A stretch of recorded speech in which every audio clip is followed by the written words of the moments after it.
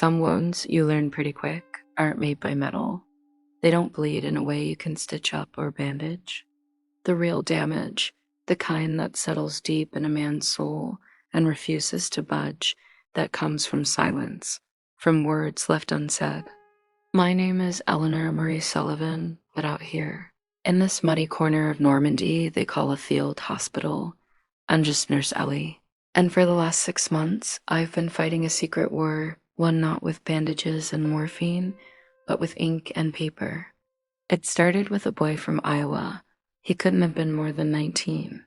A piece of shrapnel had taken his leg, and the infection that followed had taken his fight. He was fading, right there in the cot, his breath a shallow, rattling thing. He wasn't scared of dying, not in the way you'd think. He was terrified of being forgotten. His hand, trembling and hot with fever, closed around my wrist. His grip was surprisingly strong. "Nurse," he whispered, his voice cracking. I wrote her a letter, my girl, Jenny. I can single quotes T ... it's in my pocket. Don't let it get lost in some mailbag, please. You gotta get it to her. Tell her I was thinking of her. He died that night. And in his pocket, I found the letter. Smudged, folded, and refolded 100 times, it was stained with dirt and something I suspected was a tear. It wasn't just a letter. It was his last breath, his final thought, his entire heart pressed onto a single sheet of V-mail. The official mail system was a miracle of logistics, sure, but it was also slow, chaotic, and impersonal. This wasn't a piece of mail. This was a sacred trust. So I broke the rules. I didn't put it in the official sack. I tucked it into the waistband of my uniform, right against my skin. And that night, by the dim, shielded light of my lantern, I wrote my own letter to a girl named Jenny in Cedar Falls, Iowa. I told her about a brave boy who spoke her name with his last breath. I told her he wasn't alone, and I sent his letter with mine. That was the first one. I didn't plan for it to become a thing, a mission. But then there was another. A sergeant from Texas, with a wicked grin and a hole in his lung, asked me to make sure his little brother got his Bronze Star. The kid looks up to me. He coughed. Don't let the Army lose it. Then a quiet private from Maine, who just handed me a sealed envelope, his eyes pleading, saying more than his words ever could. From my mother. It has things in it I need her to know, personally. And just like that, I became a smuggler. Not of contraband or secrets for the enemy, but of human hearts. I became the keeper of the final words, the last promises, the hidden truths that boys on the edge of eternity needed to send home. This is my story. Not just of the war I saw, but of the secret one I fought with a pen and a desperate, flickering hope. These are the letters I carried, the stories they held, and the weight of all that unsaid love that almost, but never quite broke me. Welcome to Stationary Hospital 402. We called it that with a grim sort of irony because nothing about it was stationary. It moved with the front, a sprawling, chaotic tent city that bloomed in the wake of the fighting, a temporary scar on the French countryside. The air here has a taste to it, a permanent flavor I can't ever seem to wash away. It's a thick soup of damp earth, diesel fumes, the sharp, clean bite of antiseptic, and beneath it all, the coppery, unmistakable scent of blood. My world is defined by canvas walls and the constant low hum of a generator. The ground is always slightly soft, a little treacherous, especially after a rain. You learn to walk with a certain carefulness, your boots making a soft, sucking sound with each step. The sounds are a symphony of organized chaos. The distant, thudding bass of artillery, a constant reminder that the war is just a few miles away. The higher-pitched staccato of machine gun fire like angry insects. And then closer, the sounds of our own little world. The moans of the wounded, the brisk professional tones of the surgeons. The clatter of instruments in a metal pan, the rumble of the ambulances, we call them. Meat wagons, bringing in their endless tragic cargo. I'm 24 years old. Feels older some days, a lifetime older. I'm from a small town in Ohio, a place where the biggest news was the county fair, and the worst smell was the fertilizer they spread on Old Man Henderson's fields. I joined the Army Nurse Corps out of a sense of duty, sure, but also out of a desperate desire to see something beyond the cornfields. Be careful what you wish for, my mother used to say. Lord, was she right? My days don't have a beginning or an end, they have shifts. A 12-hour shift can feel like a single, endless minute, a blur of torn flesh and whispered pleas. You move from cot to cot, a floating presence in white, though the white never stays white for long. It's a canvas that gets painted in shades of brown and red. You check dressings, administer morphine, hold a hand, wipe a brow. You learn to offer a smile that you hope is comforting, even when your own heart is a frozen block of fear and exhaustion. You see things. You see boys who look like the kids you went to school with, their bodies shattered. You see the tough, grizzled sergeants cry for their mothers in the dark. You see the light fade from a pair of eyes, and you have to close them, mark the chart, and move to the next cot. You can't afford to feel it, not in the moment. You build a wall inside yourself, a thick stone wall. You put all the horror, the pity, the sheer, staggering waste of it all behind that wall. You tell yourself you'll deal with it later. You never do. But then there are the letters. That's the strange thing. In the midst of all this madness, all this focused clinical effort to patch men up, just so they can be sent back to the grinder, the letters are a different kind of work. A quiet rebellion. They are the one thing that is purely, wholly human. They aren't about survival. They're about connection. They are the fragile threads these men are trying to cast back across an ocean, back to the world they left behind, hoping against hope that the thread will hold. My secret started small, a single letter, but it grew. It became a ritual.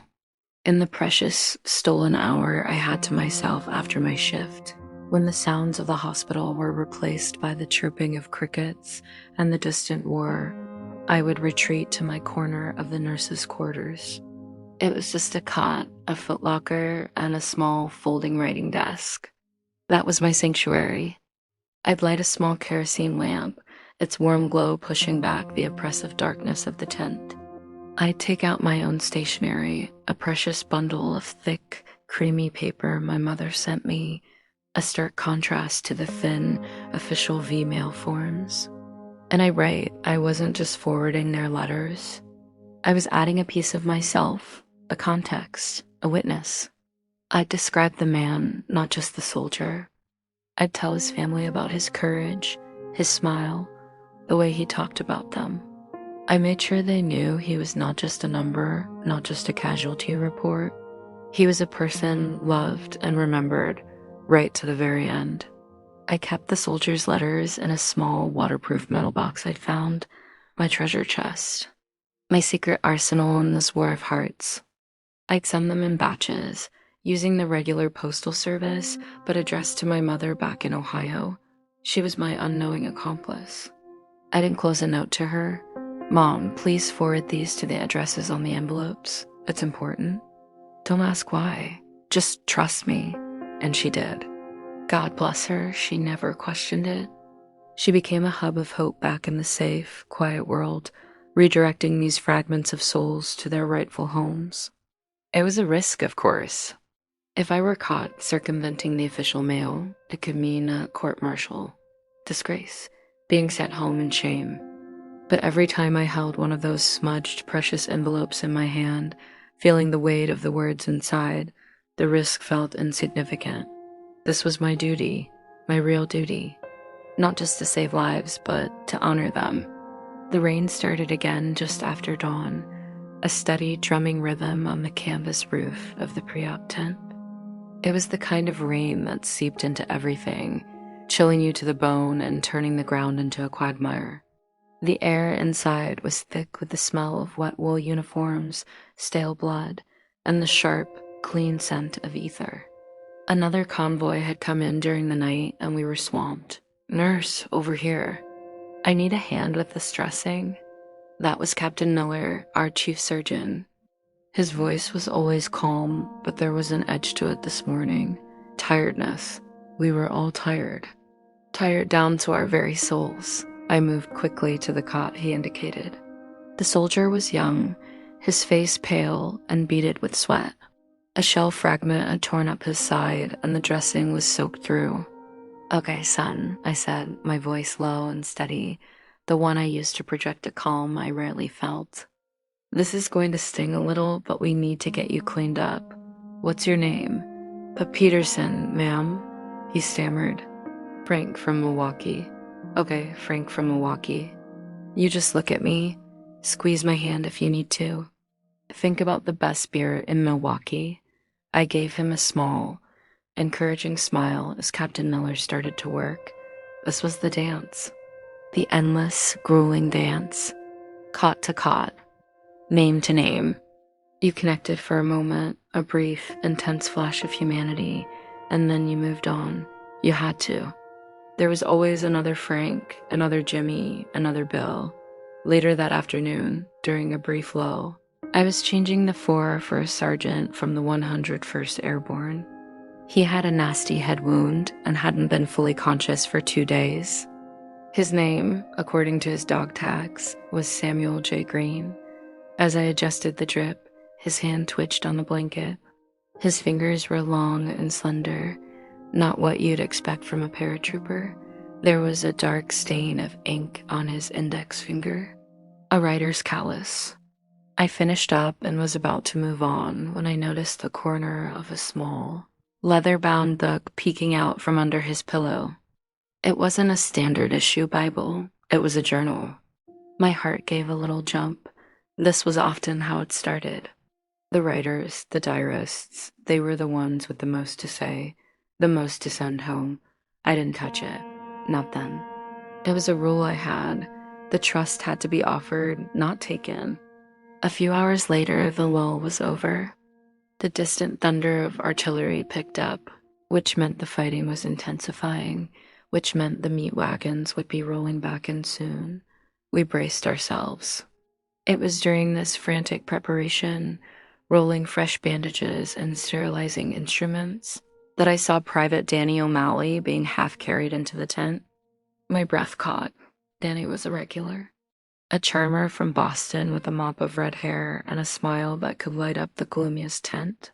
He'd been through here a month ago with a minor shrapnel wound to his arm, and he'd kept the whole ward laughing with stories of his large, loud Irish family. He'd given me a letter then for his mother, a funny, light-hearted letter full of blarney, assuring her he was fine and the war was nothing but a nuisance. I'd sent it that very night. But the boy they brought in now was a ghost of that cheerful private. He was conscious, but his eyes were wide with shock, staring at nothing. His left leg was a mess from the knee down. They got him onto a cot, and I moved in, my training taking over. Danny, it's me, Nurse Sally. Look at me." His eyes flickered towards my face, but there was no recognition. "The tree," he mumbled, his voice thick. "It was just a tree. It came apart, just ... Came apart. Okay, Danny, just a tree. You're safe now. We're going to take care of you." I started cutting away his pant leg, my hands moving with a practiced efficiency that belied the churning in my stomach. This was always the worst part, the moment before you saw the full extent of the damage. As I worked, my fingers brushed against a hard rectangular lump in his chest pocket, a letter. My eyes met his for a second, and a flicker of understanding passed between us. He gave a tiny, almost imperceptible nod. The trust was offered. I finished stabilizing him, my mind already racing ahead to the secret task that now lay before me. But first, there was the immediate physical battle to fight. Captain Miller was heading our way, his face grim. Later, much later, when the chaos had subsided into the low, constant murmur of the night shift, I finally had a moment to myself. My body ached with a fatigue that was bone deep. My uniform was stained, my hands raw from scrubbing. But my mission wasn't over. I slipped into my corner, the kerosene lamp casting long, dancing shadows. I took out my metal box and opened it. Inside, nestled together, were the hopes and fears of 24 men. I took out Danny O'Malley's letter. It was damp, the ink on the front smeared. It was addressed to his father. That was unusual. It was always for mothers, for sweethearts. Never for fathers. My own letter to his mother was already half written in my mind, but something made me hesitate. Danny's letter felt different, heavier. I placed it carefully to the side and turned my attention to the other new addition to my collection. Sergeant Samuel Green had woken up for a few minutes earlier. He'd been disoriented, confused, but his hand had gone instinctively to the journal under his pillow. When he saw me watching him, he just looked at me, his eyes clear and intense for a moment.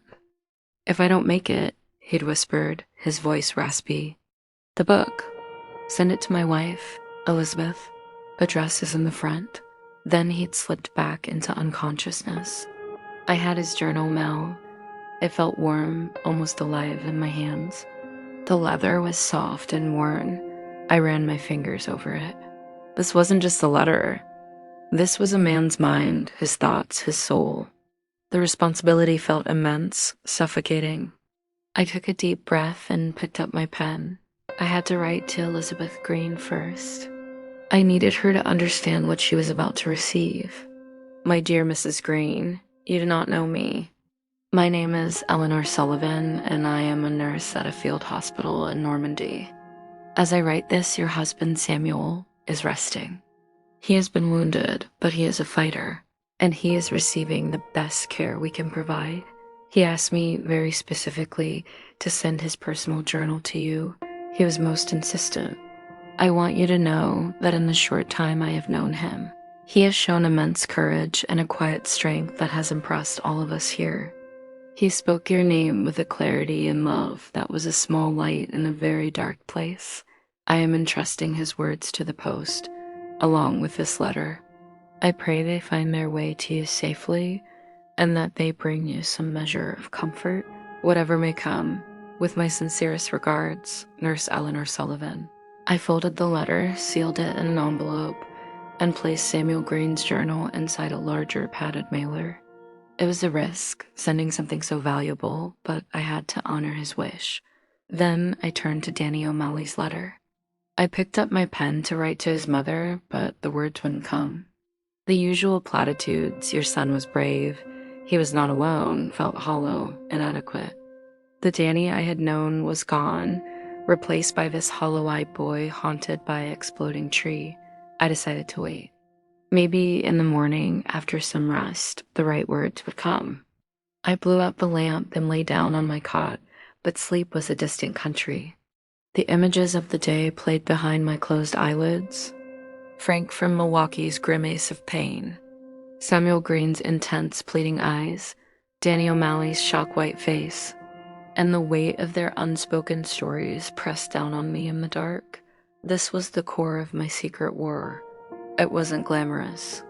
It was exhausting. It was carrying the emotional weight of dozens of men on top of the physical exhaustion of my duties. Some nights, like this one, the wall I'd built inside felt like it was crumbling, and the horror threatened to spill out and drown me. I was a keeper of stories, a ferryman for last words, and some days the river felt too wide, the current too strong. The next week was a blur of relentless work. The push inland was intensifying, and the casualties were mounting. We were operating on a constant triage basis, the surgeons making split-second decisions about who could be saved and who was beyond hope. The smell of blood and antiseptic was a permanent fixture in my nostrils. I checked on Samuel Green every chance I got. His condition was stable, but he drifted in and out of consciousness. When he was awake, he was quiet, his eyes often fixed on the canvas ceiling, lost in some private thought. I'd change his dressings, offer him sips of water, and we'd exchange a few quiet words. He never asked about the journal again, but I saw the question in his eyes every time I approached his cot. "I sent it," I whispered to him one morning while checking his bandages. "To Elizabeth. It's on its way." A profound relief washed over his face. The tension in his shoulders seemed to melt away. "Thank you," he breathed, his voice a ragged whisper. He closed his eyes, and for the first time, he looked peaceful. "It's all in there. Everything I couldn't say in letters, the fear, the beauty, even. It's all there." That simple statement struck me. The beauty? What beauty could possibly exist in this hellscape? It was a concept so foreign to me now that it felt like a word from another language. Danny O'Malley, on the other hand, was not improving. The surgeons had managed to save his leg, but the infection was a relentless enemy. He developed a fever that raged for days, leaving him weak and delirious. He'd cry out in his sleep, fragments of sentences about the tree, about his buddies, about home. I spent hours at his bedside, placing cool claws on his forehead, trying to anchor him to the present. During a moment of lucidity, his eyes focused on me. They were clear, but filled with a deep, weary sadness. "Nurse Ellie," he said, his voice thin. "The letter for my day." "It's right here, Danny," I said, patting the pocket of my uniform where I kept the active letters. "I have it safe." He shook his head weakly. You read it." I froze. "Danny, I couldn't. It's private." "Please," he insisted, his hand fluttering on the blanket, trying to reach for me. I need someone to know, someone to understand. It's not what you think. It's not a brave letter." His plea was so raw, so desperate, that it overrode my professional detachment and my personal rules. I nodded slowly. "Okay, Danny. Okay, I'll read it." Later that night, in the sacred quiet of my corner, with a feeling of profound intrusion, I took out his letter. The paper felt like a live wire in my hands. I unfolded it carefully. The handwriting was jagged, rushed, a stark contrast to the cheerful scrawl of his previous letter. "Dad, I'm writing this because I don't think I'm getting out of this one. I'm scared." There, I said it. "I'm so scared I can taste it like metal in my mouth." I lied in all my other letters. I lied to Ma. I told her it was all an adventure, but it's not. It's mud and blood and noise that never stops. It's seeing your friends turned into nothing. The tree It was an old oak, like the one in Nana's backyard. A shell hit it. It didn't just fall. It exploded. Pieces of it pieces of it hit the boys next to me. Kelly and Donnelly. They were just gone. And I was covered in them. I can't get the smell out of my nose. I can't get their faces out of my head. I'm not a hero. I'm a coward. I froze. I couldn't move. I couldn't help them. I just lay there in the mud, crying like a baby. I'm so ashamed. You always told me to be strong, to be a man. I failed you. I failed everyone. Please don't tell Ma the truth. Let her keep thinking her Danny was a brave boy. Bury this with you. I'm so sorry. Your son, Danny. Tears streamed down my face, hot and silent. The weight of his confession settled in my chest, a physical, aching pain. This was the real war. Not the heroics they wrote about in the papers, but the terror, the guilt, the crushing shame of being human in an human situation. He wasn't a coward. He was a boy confronted with a horror no one should ever see. His letter wasn't a failure. It was the bravest thing I had ever read. It was the unvarnished, ugly truth. I sat there for a long time, just holding the letter. My original plan, to send a comforting note to his mother, was now impossible. I couldn't lie, not after this. But I also couldn't betray his trust. He'd asked me to read it, to understand. He'd asked his father to bury the truth. In the end, I wrote 2 letters. The first was to his mother. It was short, and I stuck to the facts. I told her Danny was wounded, that he was receiving care, and that he spoke of his family constantly. I told her he was a joy to have in the ward, which was true from the first time he was here. I sent his previous cheerful letter with it. Let her have that memory. The second letter was to his father. I didn't mention Danny's confession. I didn't have to. I simply wrote, Mr. O'Malley, your son, Private Daniel O'Malley, is under my care. He asked me personally to ensure you receive the enclosed letter. He is a fine young man, and the burden he carries is heavier than any young man should ever have to bear. Please know that courage comes in many forms, and sometimes the greatest courage is found in simply enduring another day. He speaks of you with great respect. Sincerely, Nurse Eleanor Sullivan. It was the best I could do. I was giving his father the truth and a small, subtle nudge towards understanding. I sealed both envelopes, the weight of Danny's secret now shared, a burden divided, if not lessened. A few days later, Samuel Green was well enough to be moved to a recovery hospital further from the front. Before he left, he asked to see me. He was sitting on the edge of his cot, his kit packed. He looked frail, but his eyes were clear and focused. Nurse Sullivan, he said, his voice stronger, I want to thank you for everything, for the care, and for the journal. It was my honor, Sergeant, I said sincerely. He looked at me, a long, searching look. You're doing it, aren't you? For others. The letters. I felt a jolt of panic. Had I been discovered? My secret, the one that could end my career, was out. He must have seen the fear in my eyes because he gave a small, understanding smile. Your secret is safe with me?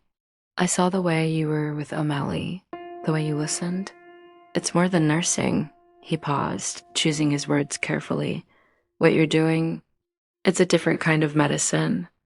For the soul, don't stop. No matter how heavy it gets. He held out his hand. I took it. His grip was firm. Good luck, Samuel, I whispered. And to you, Eleanor, he said. Keep fighting your war. As I watched the ambulance carry him away, I felt a strange mix of loss and hope. His thread was moving on out of my hands.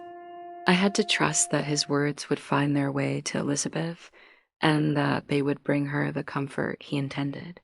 And his words to me, his recognition of my secret mission felt like a blessing, a validation in the midst of the chaos. But the war, both the one outside and the one inside my heart, was far from over. The heaviest weight was yet to come. The late July heat was oppressive, a thick, wet blanket that lay over the camp. The flies were a constant nuisance, buzzing around the tents, drawn by smells we tried desperately to control. We were all on edge, running on caffeine, determination, and not much else.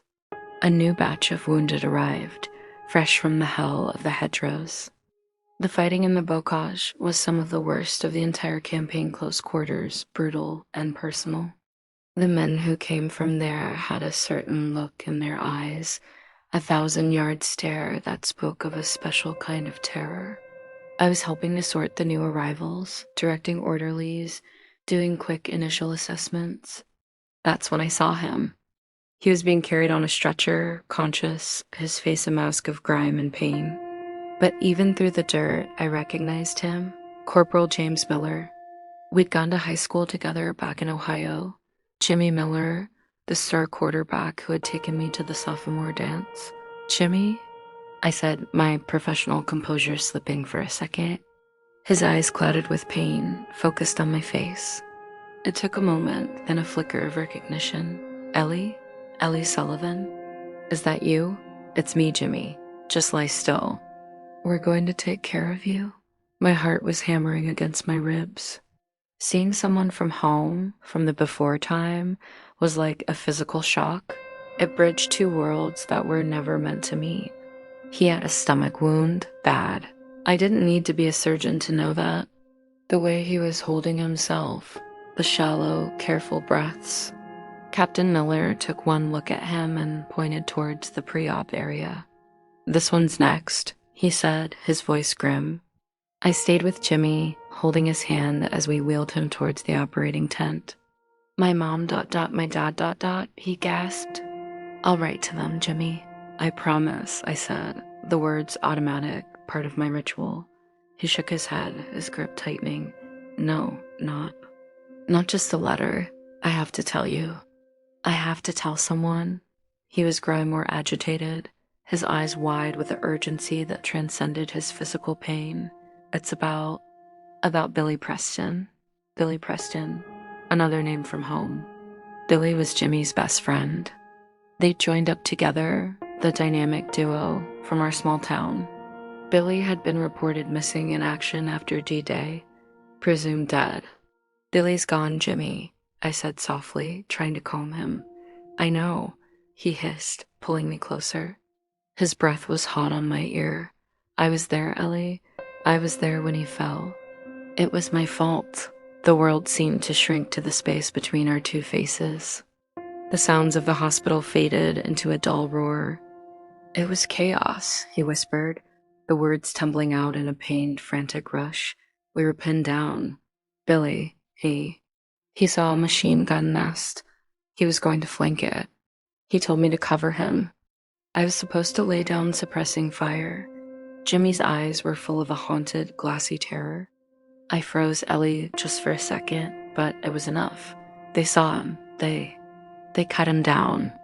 He looked right at me as he fell. He knew I froze. Tears were streaming down the sides of his face, cutting clean tracks through the grime. I killed him, Ellie, as sure as if I pulled the trigger myself. I have to tell his parents. I have to ... I have to beg their forgiveness, but I can't. I can't put that in a letter. They'd hate me. My parents. They'd be so ashamed. He was sobbing now, great heaving sobs that must have been agony for his wound. You have to tell them, Ellie, when you get home. You have to look them in the eye and tell them I'm sorry. Please, it's my last request, a debt of honor. Promise me. I was frozen. This wasn't a letter I could forward. This wasn't a comforting note I could write. This was a live grenade, a secret that could destroy two families back home. The weight of it was unimaginable. He was asking me to carry his guilt, his shame, across an ocean and deliver it like a weapon. Jimmy, promise me, Ellie. He begged, his voice cracking with desperation. You're the only one who can do it. Promise me. The orderlies were ready to take him into surgery. There was no more time. I looked into the eyes of the boy I'd once danced with under a gymnasium streamer, now a man broken by war and guilt. What choice did I have? I promise, Jimmy, I heard myself say. The words felt like ash in my mouth. I promise I'll tell them. A look of profound relief washed over his face. The tension left his body. Thank you, he breathed. Tell them I'm so sorry. They took him into the OR. I stood there, rooted to the spot, my hand still tingling from his grip. The noise of the hospital rushed back in, louder than ever. I had just promised to deliver a message that was more devastating than any death notice. I had become the keeper of a secret that could shatter the world of the very people I had sworn to comfort. Jimmy Miller died on the operating table. Captain Miller did everything he could, but the damage was too extensive. He came out to find me, still standing where Jimmy had left me, my face numb with shock. I'm sorry, Ellie, he said, his voice uncharacteristically gentle. We lost him. I just nodded. I couldn't speak. The weight of my promise settled on my shoulders, heavier than any equipment, any body I had ever helped to carry. It was a weight I would have to bear for the duration of the war and long after. That night, I didn't write any letters. I didn't open my metal box. I just sat on my cot, staring at the canvas wall. Jimmy's secret was a corrosive acid inside me. Danny O'Malley's confession had been tragic, but it was a confession of fear, of human weakness. Jimmy's was a confession of a perceived sin, a betrayal that had cost his best friend's life. How could I ever look Mr. and Mrs. Preston in the eye and tell them that their son's death was because of a moment of cowardice from his best friend? How could I devastate Jimmy's own parents with that knowledge? For the first time, my secret mission felt like a curse. I was no longer just a ferryman for last words. I was a vessel for a truth too terrible to speak. The wall inside me didn't just crumble, it shattered. The horror, the pity, the waste, it all came flooding in. I cried that night, silent, body-racking sobs into my pillow. For Jimmy, for Billy, for Danny, for Samuel, for all the boys whose stories I carried. I cried until I was empty. Part 6, The Long Carry, A Glimmer in the Dark. The weeks after Jimmy Miller's death were the darkest of my war. I performed my duties like an automaton. My smiles for the patients felt painted on. The secret I carried was a constant, gnawing presence in my gut. Every letter I wrote, every word of comfort I offered to other families felt like a lie because I knew that waiting for me back home was a task that would bring nothing but pain. I continued my work, of course. The need didn't stop. A quiet private from Georgia gave me a poem for his fiancée. A tough Brooklyn kid with a leg full of shrapnel shyly asked me to mail a small, clumsily wrapped package to his little sister for her birthday. It was a carved wooden bird he'd made while convalescing. These small, fragile acts of love were the only things that kept me going. They were reminders that amidst the overwhelming darkness, there were still these tiny, defiant points of light. One afternoon, I was sorting through a new batch of mail from home, a rare and cherished moment. There, amidst letters from my mother and a few friends, was an envelope with a return address I didn't recognize. Elizabeth Green, New Haven, Connecticut. My hands trembled as I opened it. Dear Nurse Sullivan, I received your letter and the journal. I cannot express to you the torrent of emotions I have experienced since they arrived. First, fear at the news that Samuel was wounded. Then, an overwhelming gratitude for your kindness and your care for him. And finally, a profound, soul-deep sense of connection and understanding. Samuel's journal ... it is him. His voice, his thoughts, his fears, his heart. It is the greatest gift I have ever received. The official letters were censored and brief. They told me nothing of the man I married, but this tells me everything.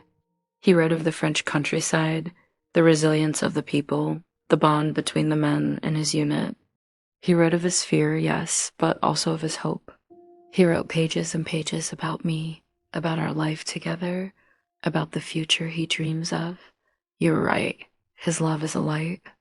And because of you, that light has reached me across the ocean. You have given me my husband back in a way I never thought possible. The Army notification that he has been transferred to a recovery hospital arrived just yesterday. He is going to make it. And when he comes home, we will not be strangers. We will have this journal to bridge the gap that the war has forced between us. I do not have the words to thank you for what you have done. You are an angel on this earth. Please take care of yourself. With eternal gratitude, Elizabeth Green.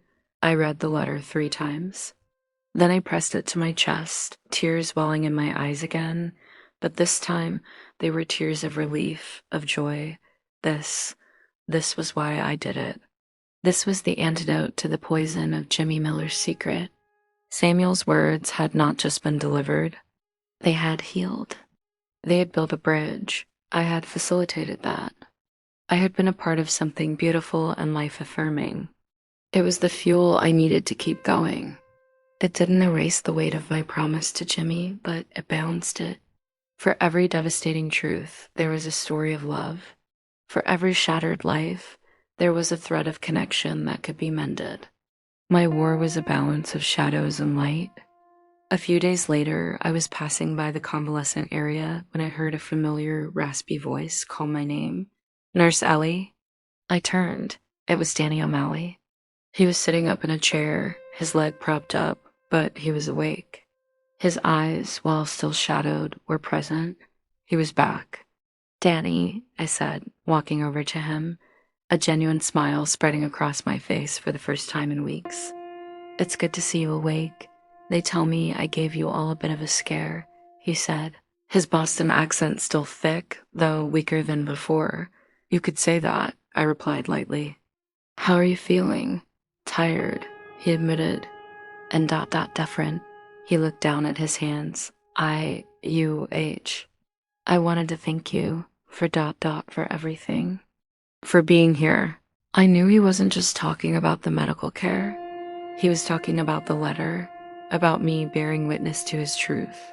I read it, Danny, I said softly so no one else could hear. And you listened to me. You are not a coward. What you felt, what you saw, memories. It's not the movies. Freezing up. That's human. Surviving it. That's courage. You are one of the bravest men I've met here because you carried that, and you're still here. He didn't say anything for a long moment. He just swallowed hard, his Adam's apple bobbing. When he looked up at me, his eyes were glistening, but there was a new strength in them, a little less shame. Did you send it? He asked quietly. I did, I said, to your father. Just as you asked. He nodded slowly, absorbing this. Good, he whispered. That's good. He took a deep, shuddering breath. Maybe when I get home, I can talk to him about it. For real. Maybe you can, I said, placing a hand on his shoulder. One step at a time. As I walked away, I felt a small, hard knot of despair inside me begin to loosen. Danny was on the path to healing, not just in body, but in spirit. His thread was mending. Samuel's thread was strong and full of hope. These were my victories. These were the battles I was winning in my secret war. The memory of Jimmy Miller was still a cold stone in my heart, but now it was surrounded by the warmth of these other stories. I couldn't change his truth. I couldn't absolve his guilt, but I could carry it for him until the time came to lay it down. And in the meantime, I would keep fighting my war, delivering my letters, and tending to the fragile, indestructible human heart, one word at a time. The heat of summer finally broke, giving way to the crisp, cool air of a Norman autumn. The leaves on the few trees that hadn't been blasted to splinters began to turn, painting the battered landscape in unexpected shades of gold and crimson. It felt like a metaphor for something, though I was too tired to figure out what. The Allied push was gaining momentum, and the front was moving further away from us. The constant thunder of artillery became a distant rumble, then, for days at a time, faded into an unnerving silence. The nature of our work began to change. The frantic, bloody chaos of the summer months was replaced by a more steady, methodical flow of patients. There were still wounds, still tragedies, but the sheer, overwhelming volume had decreased. We had time to breathe. We had time to actually talk to the men, to learn their stories when they weren't clouded by shock and immediate agony. My mental box was growing full. I had a steady rhythm now. Every 2 weeks, I would package up a batch of letters and send them to my mother. She had written to me once a brief, poignant note. My dearest Eleanor, I am doing as you ask. The letters come and I send them on. I do not know what you're doing, but I feel it is important. The replies that find their way back to me, The gratitude in them, it tells me all I need to know. Be safe. I love you. She was my anchor, my silent partner in this endeavor. One afternoon, I was surprised to receive a letter not from my mother, but from a Mrs. Abigail O'Malley, Boston, Massachusetts. My heart leapt into my throat. Danny's mother. I took the letter to my corner, my hand shaking slightly. I was afraid of what it might contain. Anger? Grief? I broke the seal. Dear Nurse Sullivan, I am writing to thank you for your kindness to my son, Daniel. He has written to us himself now from the hospital in England. He is on the mend, thank the Lord and all the saints. He told us about you. He said you were an angel of mercy to him when he was at his lowest. He said you saved his life in more ways than one. I am a mother, and I know when my boy is not telling me the whole story, but I also know when he is speaking from the heart. You reached him when no one else could. I also want to thank you for the letter you sent to my husband, Seamus. He is a quiet man, not one for sharing his feelings. But after he read your note, he sat at the kitchen table for a long time, just holding it. When he finally looked up, he had tears in his eyes. He said, "She understands, Abby. She understands the weight. I don't know what weight you were referring to, and I don't need to know. But you gave my husband a peace he has not had since Danny shipped out. You have touched our family with a grace we can never repay. If you are ever in Boston, you will always have a home and a hot meal with the O'Malleys, with our deepest thanks and prayers for your safety. Abigail O'Malley. I read the letter, and then I read it again, and I cried. I cried for the relief it brought, for the circle of gratitude that had completed itself. My words, my small, careful act of understanding, had traveled across the ocean and found a home. They had brought a father peace. They had reassured a mother. Danny was healing, and in his healing, he was helping to heal his family. My secret war had scored another quiet, profound victory. This pattern began to repeat itself. A letter from a wife in California, thanking me for the poem her fiancé had sent. A note from a little sister in Brooklyn, ecstatic about the carved bird her big brother had made. They were tiny, bright stars in my night sky, each one a confirmation that what I was doing mattered. They were the beauty that Samuel Green had written about. It wasn't the beauty of the landscape, but the beauty of the human spirit, refusing to be extinguished. The weight of Jimmy Miller's promise was still there, a cold, dark spot in this constellation of light, but it was no longer all-consuming. It was a specific, contained sorrow, not a general despair. I had learned to carry it. I had learned that I could hold both immense joy and profound sorrow in my heart at the same time. They didn't cancel each other out. They simply coexisted, the shadow that gave the light its meaning. One evening, as I was finishing my shift, one of the orderlies handed me a package. "This came for you, Nurse Sullivan. Personal effects from the 29th. They've been clearing out the forward aid stations." It was a small cardboard box. Puzzled, I opened it. Inside, wrapped in oilcloth, was a book. It was a collection of poetry, Emily Dickinson. Tucked inside the front cover was a note.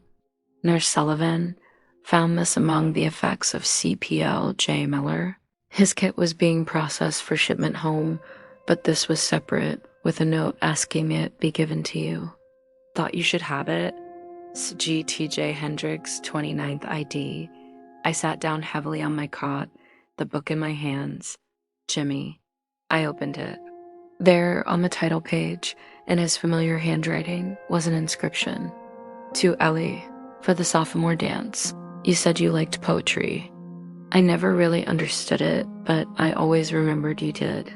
"Thank you for keeping your promise. I can rest now, Jimmy." He had known. He had known he wasn't going to make it. And in his final hours, he had thought of me, of a moment from a lifetime ago, and he had found a way to say thank you. This book, this simple, beautiful gesture, was his final letter. It wasn't a confession of guilt. It was a testament of trust. He had entrusted me with his darkest secret, and in return, he was giving me a piece of his humanity, a memory of the boy he was before the war. I held the book to my chest and I wept. I wept for Jimmy, for Billy, for the boys they used to be. But for the first time, the tears were not just of sorrow, but of a strange, bittersweet acceptance. His thread, though cut short, had not been lost. He had connected with me one last time, and in doing so, had given me the strength to one day fulfill my promise. He had given me a piece of beauty to carry alongside the pain. The war was turning. The air was getting colder, the days shorter. But inside, for the first time in a long time, I felt a flicker of warmth.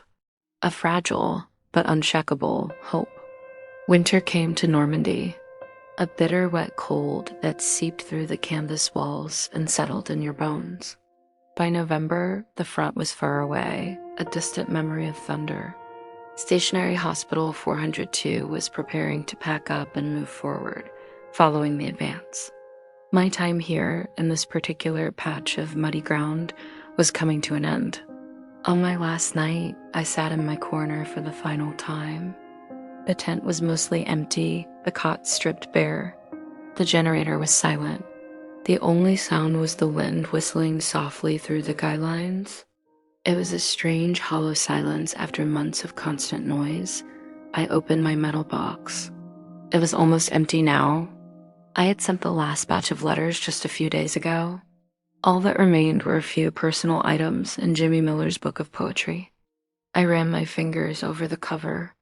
The promise I had made felt different now, lighter, not in its importance, but in its burden. I wasn't carrying a grenade anymore. I was carrying a story. A tragic, complicated story, but a human one.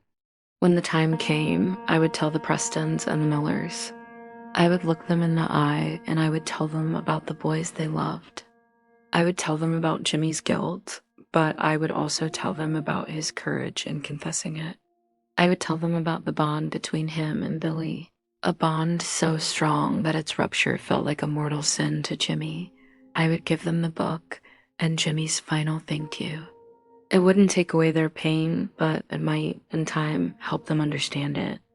That was the final lesson of my secret war. It wasn't about delivering happy endings. It was about delivering truth and context and love in all its messy, painful, and beautiful forms. It was about bearing witness. I packed my things. My uniforms, my few personal effects, my writing desk, and the metal box.